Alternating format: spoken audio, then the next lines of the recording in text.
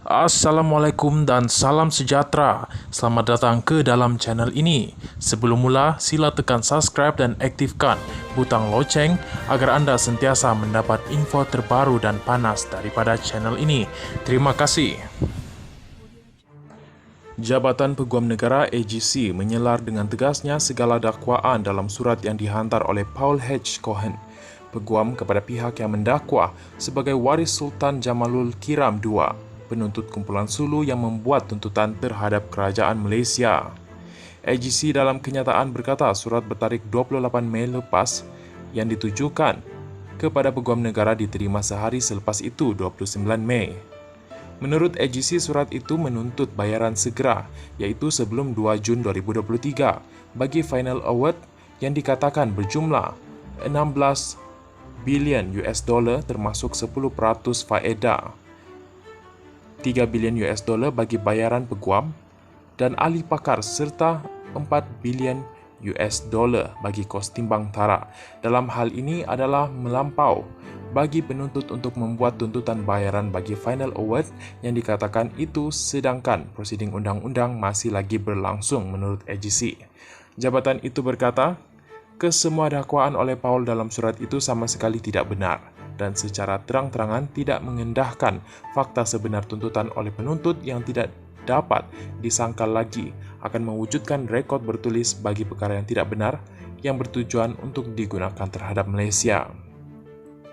Menurut AGC, surat itu juga mendakwa antara lain bahawa kerajaan Malaysia dengan sengaja telah gagal untuk mematuhi final award yang dikatakan itu dan telah membuat dakwaan keterlaluan terhadap penimbang tara yang dikatakan itu Dr. Gonzalo Stampa dan tindakan-tindakan yang diambil oleh Stampa. Selain itu, AGC berkata, kandungan surat itu memberi gambaran yang tidak tepat dan memfitnah kerajaan Malaysia berhubung tindakan undang-undang yang diambil dalam menangani tuntutan berkenaan.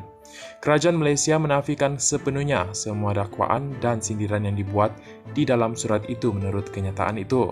AGC berkata, kerajaan Malaysia dengan tegasnya membantah final award dan mengekalkan pendiriannya untuk tidak mengiktirafkan semua tindakan yang diambil oleh Stampa dalam prosiding timbang tara yang dikatakan itu, serta semua keputusan dan award yang dikeluarkan olehnya yang tidak sah dari segi undang-undang. Menurut AGC, berdasarkan dakwaan palsu yang telah dibuat pada 31 Mei lepas, kerajaan Malaysia melalui Peguam Negara telah menjawab surat itu yang menyatakan dengan jelas fakta-fakta berhubungan tuntutan berkenaan yang tidak boleh dipertikaikan. Selain itu, satu laporan polis telah dibuat pada 1 Jun lepas terhadap Paul atas kenyataan dan dakwaan tidak adil yang dibuat terhadap Peguam Negara. Tindakan ini membolehkan siasatan yang sewajarnya dijalankan bagi apa-apa kesalahan jenayah yang dibuat di bawah Undang-Undang Malaysia menurut kenyataan itu. AGC berkata kerajaan Malaysia akan terus mengambil semua langkah yang sewajarnya, termasuk tindakan perundangan untuk menamatkan segala tuntutan berkenaan dan memastikan agar kepentingan, kekebalan kedaulatan serta kedaulatan negara sentiasa dilindungi dan terpelihara. Kumpulan penuntut berkenaan sebelum ini dilaporkan membawa tindakan undang-undang ke Mahkamah Spanyol untuk mendapatkan pampasan terhadap tanah di Sabah yang didakwa telah dipajak oleh nenek moyang mereka kepada sebuah syarikat perdagangan British pada 1878. Mereka membawa perkara itu kepada timbang tara Spanyol pada 2019 dan pada 28 Februari 2022. Penimbang tara Stampa yang dilantik oleh kumpulan individu berkenaan dikatakan membuat keputusan memihak kepada pihak mereka. Stampa telah mengeluarkan final award sebanyak 14,9 bilion US dollar, iaitu 62,59 bilion ringgit Malaysia terhadap Malaysia, dan Malaysia telah menggunakan semua remedi undang-undang bagi membatalkan anugerah yang diberikan oleh Stampa kepada pihak yang menuntut di mahkamah di Spanyol, Perancis, Luxembourg dan Belanda. Pada 14 Mac lepas, Mahkamah Rayuan Paris mengekalkan perintah penggantungan terhadap penguatkuasaan award itu yang diperoleh kerajaan Malaysia di Perancis pada 12 Julai 2022.